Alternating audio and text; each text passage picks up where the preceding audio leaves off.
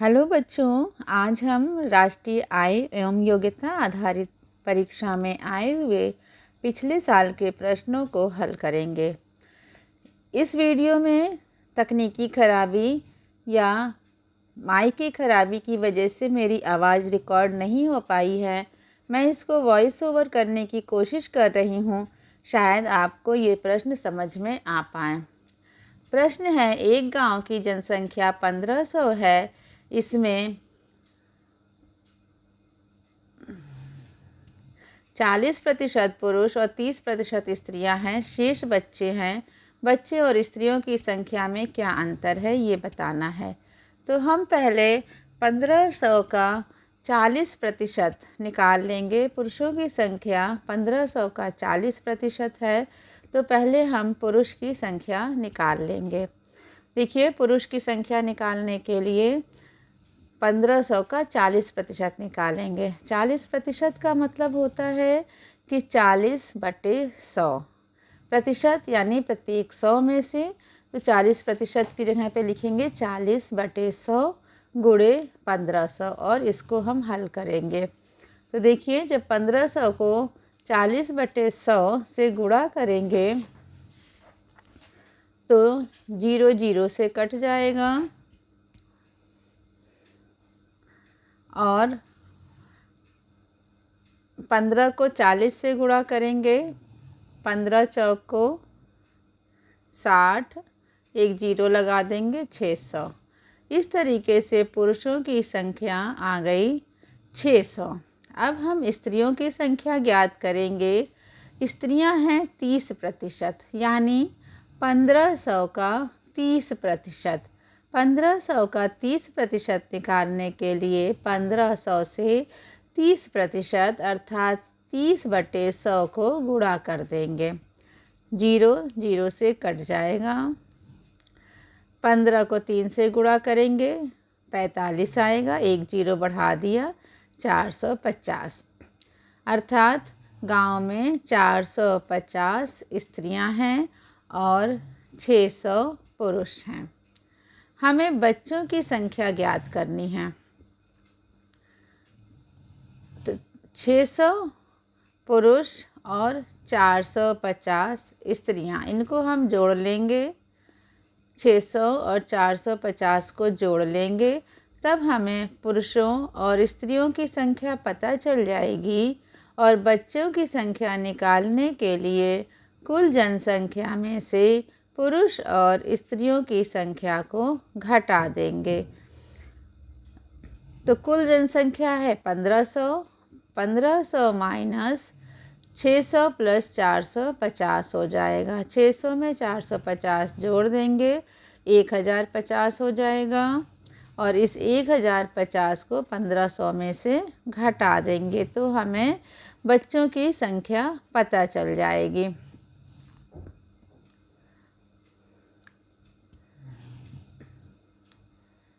देखिए, 1500 में से 1050 को घटा देंगे।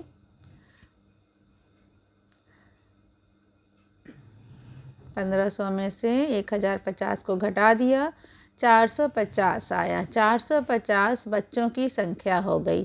तो बच्चों की संख्या है 450 और स्त्रियों की संख्या भी दी हुई है 450। और प्रश्न में पूछा गया है कि दोनों में क्या अंतर है। तो 450 में से 450 घटा देंगे तो 0 आएगा, यानी अंतर 0 हो जाएगा। और इस उत्तर में एक नंबर पे 0 लिखा है, यानी पहला उत्तर सही हो जाएगा। अब देखिए, दूसरा प्रश्न है, यदि किन्हीं दो संख्याओं का योग 110 है तो दोनों में बड़ी संख्या को छोटी संख्या से भाग देने पर क्रमशः भागफल और शेषफल 4 तथा 5 हैं। इनमें से बड़ी संख्या का मान क्या होगा? यह बड़ी संख्या हमें पता करना है। दो संख्याओं का योग दिया है 110। जब हमें संख्याएं नहीं पता होती हैं तो उनको हम मान लेते हैं। हम मान लेंगे कि एक संख्या x है और दूसरी संख्या y है। प्रश्न में दिया है कि x + y = 110 होगा। तो देखिए x प्लस वाई बराबर 110 लिख लिया, ये समीकरण 1 हो गया। अब इसके आगे दे रहा है कि दोनों में से बड़ी संख्या को छोटी संख्या से भाग देने पर, बड़ी संख्या को, तो बड़ी संख्या हम बीच में लिख लेंगे। x मान लीजिए बड़ी संख्या है, x को हमने बीच में लिख लिया और इसको y से भाग दे रहे हैं। तब आगे कह रहा है प्रश्न में कि भागफल 4 और शेषफल 5 आया। देखिए भागफल 4 और शेषफल 5 आया है। जब x में y से भाग दिया है तो भागफल 4 और शेषफल 5 आया है। और जो बीच में x बराबर होगा वो y गुणे 4 प्लस 5 होता है, जिससे भाग देते हैं वो, और जो उत्तर आया है वो उसको गुणा करने पर और शेष फल को जोड़ने पर बीच वाली संख्या का मान आ जाता है, यानी x का मान आ जाएगा। तो x का मान निकालने के लिए हमें y में 4 से गुणा करना होगा और जो आएगा उसमें 5 को जोड़ना होगा। तो इसके अनुसार से x बराबर होगा y गुणे 4। y को 4 से गुणा करेंगे और उसमें 5 को जोड़ देंगे तो x का मान ज्ञात हो जाएगा। अब इस x के मान को हम समीकरण 1 में रखेंगे। x के मान को समीकरण 1 में रखेंगे तो x का मान देखिए आ गया है कि 4y प्लस 5। इसको हम समीकरण 1 में इसका मान रखते हैं, जहाँ पे x लिखा है वहाँ पे लिख देंगे 4y प्लस 5। तो हो जाएगा 4y प्लस 5 और y के जगह पे हम y ही लिखेंगे प्लस y बराबर 110। अब 4y है और ब्रैकेट के बाहर देखिए 1y है। 4y और 1y मिल करके ये हो जाएगा 5y प्लस 5 बराबर 110। 5 इधर गुणे में है, अब दूसरी तरफ जब 5 जाएगा तो वो घटाना में हो जाएगा। तो 5y बराबर हो जाएगा 110 माइनस 5। 110 में से 5 घटा देंगे तो 105 हो जाएगा। तो y बराबर हो जाएगा 105 बटे 5, क्योंकि 5 इधर गुणे में है, जब दूसरी तरफ जाएगा तो भाग में बन जाएगा। तो y बराबर हो जाएगा 105 बटे 5। इसको काट देंगे, 5 दूनी 10, 5 एकम 5, यानी y का मान आ गया 21। y का मान आ गया 21। हमें पता करना है बड़ी संख्या कौन सी है। तो पहले समीकरण में y के जगह पे हम 21 लिख देंगे। देखिए x प्लस 21 बराबर 110। तो x का मान निकल जाएगा। 21 इधर प्लस में है, जब 21 दूसरी तरफ जाएगा तो वो माइनस में हो जाएगा। तो 110 में से 21 को माइनस कर देंगे। देखिए 110 में से 21 को माइनस करेंगे, 10 में से 1 गया 9 और इधर 10 में से 2 गया 8, यानी 89 उत्तर आया। उत्तर नंबर 3 सही आंसर है। अगला प्रश्न है, किसी समबाहु त्रिभुज की प्रत्येक भुजा की लंबाई 4 सेंटीमीटर है, तब उसका क्षेत्रफल क्या होगा। समबाहु त्रिभुज की प्रत्येक भुजा की लंबाई दी हुई है। समबाहु त्रिभुज ऐसा त्रिभुज जिसकी तीनों भुजाएं बराबर हैं। ये देखिए ये त्रिभुज है, इसकी तीनों भुजाएं 4-4 सेंटीमीटर की हैं, तो ये एक समबाहु त्रिभुज हो गया। त्रिभुज का सूत्र बताया है हमने कि त्रिभुज का क्षेत्रफल निकालने का सूत्र होता है 1/2 आधार गुणे ऊंचाई। लेकिन इस त्रिभुज में आधार तो पता है पर हमें ऊंचाई यानी लंब नहीं पता है। तीनों भुजाएं पता हैं लेकिन हमको लंब नहीं पता है, तो इस सूत्र से हम इस त्रिभुज का क्षेत्रफल नहीं निकाल सकते हैं। समबाहु त्रिभुज का क्षेत्रफल निकालने का सूत्र होता है √3/4 गुणे भुजा का वर्ग, √3/4 गुणे भुजा का वर्ग।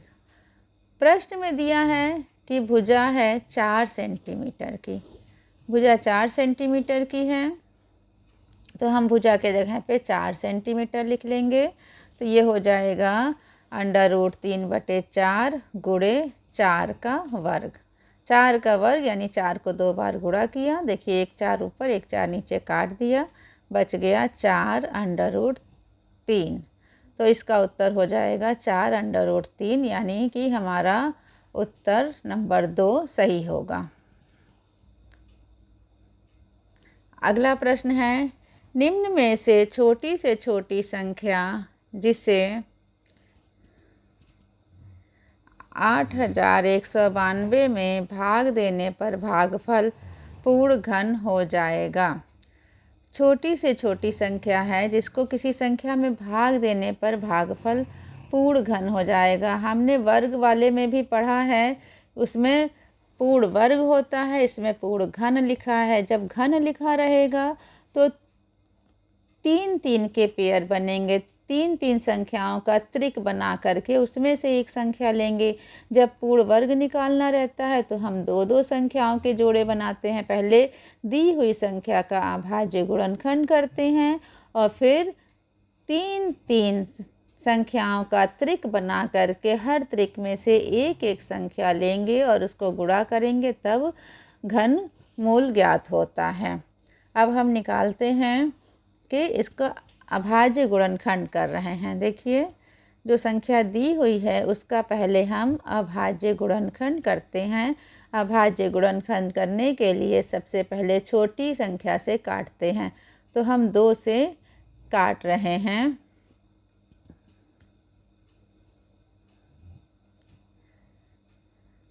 देखिए, 512 आया, फिर इसको 2 से काटा,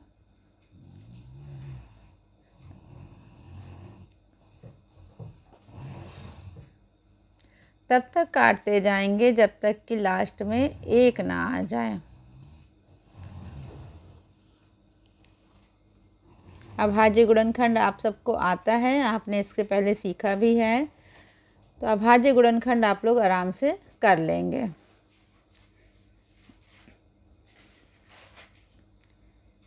ये इस संख्या का अभाज्य गुणनखंड हो गया। अब हम 3-3 के त्रिक बनाएंगे। क्यों? क्योंकि सवाल में पूर्ण घन कह रहा है। यदि वर्ग कह रहा होता तो हम 2-2 का जोड़ा बनाते, लेकिन हम 3-3 के त्रिक बनाएंगे। देखिए, एक त्रिक बना, ये दूसरा त्रिक बना, ये तीसरा त्रिक बना और एक त्रिक ये बन गया। ये 1-2 हमारा बच गया है, नीचे 1-2 बच गया है। अब हमें इस संख्या को पूर्ण घन बनाने के लिए इस 2 को हटाना होगा। यदि ये 2 हट जाए तो हमारी दी हुई संख्या पूर्ण घन हो जाएगी। लेकिन ये कैसे हटेगा? 2 से भाग देने पे। जब हम 2 से भाग देंगे तो ये 2 कट जाएगा, तो इसका मतलब इसका उत्तर 2 आएगा, 2 से भाग देने पे। अगला प्रश्न है, किसी संख्या के 1/4 का 1/3 15 है। संख्या दी हुई है, संख्या नहीं दी है, उसका 1/4 15 है, तो उस संख्या का 3/10वां भाग ज्ञात करना है। जब संख्या हमको नहीं पता रहती है तो हम मान लेते हैं कि वो संख्या x है।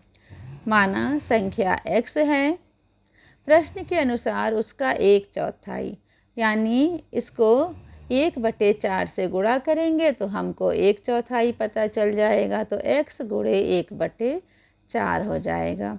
फिर आगे कह रहा है इसका 1/3, 1/3 यानी 1/3 से गुणा करेंगे, तो 1/3 से गुणा किया और ये बराबर होता है 15 के। ये आपके प्रश्न में दिया है, जो प्रश्न में दिया है बस हमें वैसे ही लिखते जाना है। ये 15 के बराबर होता है। अब हम इसको हल कर लेंगे। हर को हर में गुणा करेंगे, तो 4 को 3 से गुणा करेंगे, 12 आ जाएगा, यानी x/12 बराबर 15 हो जाएगा। तो x का मान निकाल लेंगे। 12 दूसरी तरफ जब जाएगा तो गुणे में बदल जाएगा, 15 गुणे 12। अब हम 15 को 12 से गुणा कर लेंगे, जो आएगा वो x का मान होगा। देखिए, 15 को 12 से गुणा करते हैं। जो उत्तर आएगा वही x का मान होगा।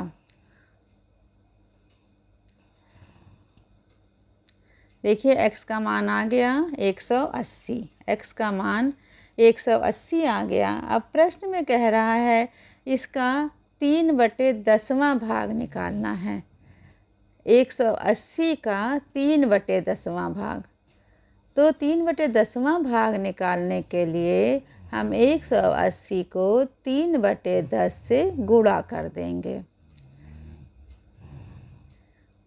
180 गुणे 3/10, तो ये 180 का 3/10वां भाग निकल जाएगा। 0 से 0 कट गया। 18 को 3 से गुणा करेंगे। 3 8 24, 3 1 9 3 और 2 5 54, 54 उत्तर, यानी तीसरा उत्तर सही है। 3 नंबर पे ये उत्तर सही है। अगला प्रश्न है, यदि 2 पे n की घात माइनस 2 पे n-1 की घात बराबर 4 है, तब x n पर n का मान क्या होगा। 2 पर n की घात है। ऐसे सवाल हमने कक्षा 7 में घातांक के पाठ में किए थे।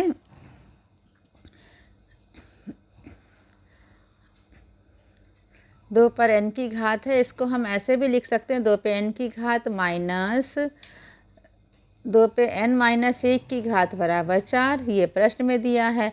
अब हम इसको अलग अलग करके लिख लेंगे। 2 पे n की घात माइनस n को हम अलग अलग लिखेंगे तो ये हो जाएगा 2 पे n की घात प्लस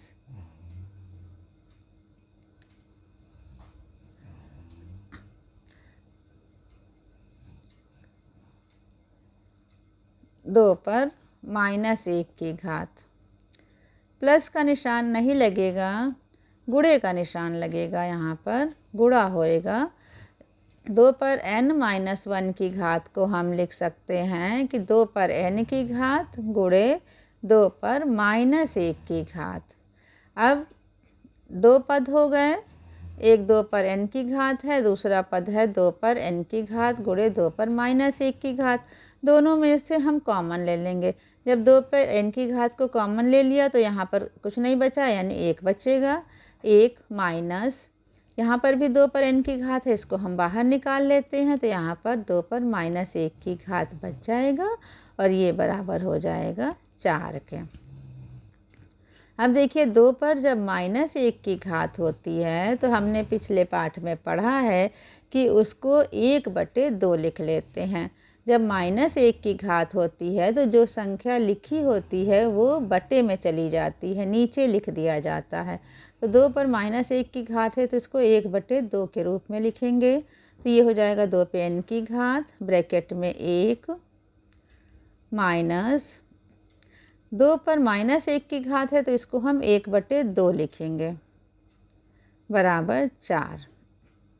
अब 1 में से 1/2 को घटाएंगे। जब 1 में से 1/2 को घटाएंगे तो 1/2 बच जाएगा। तो ये हो जाएगा 2 पे n की घात गुणे 1/2 बराबर 4। 2 पे n की घात बराबर, ये 1/2 है, 2 बटे में है, दूसरी तरफ जाएगा तो 2 गुणे में हो जाएगा, तो 4 गुणे 2 हो जाएगा। यानी 2 पे n की घात बराबर हो जाएगा 8। 2 पर n की घात बराबर हो जाएगा 8। 8 को हम 2 के घन के रूप में भी लिख सकते हैं। 2 गुणे 2 गुणे 2, ये 8 के बराबर हो गया। यानी 2 पर n की घात बराबर 2 पर 3 की घात।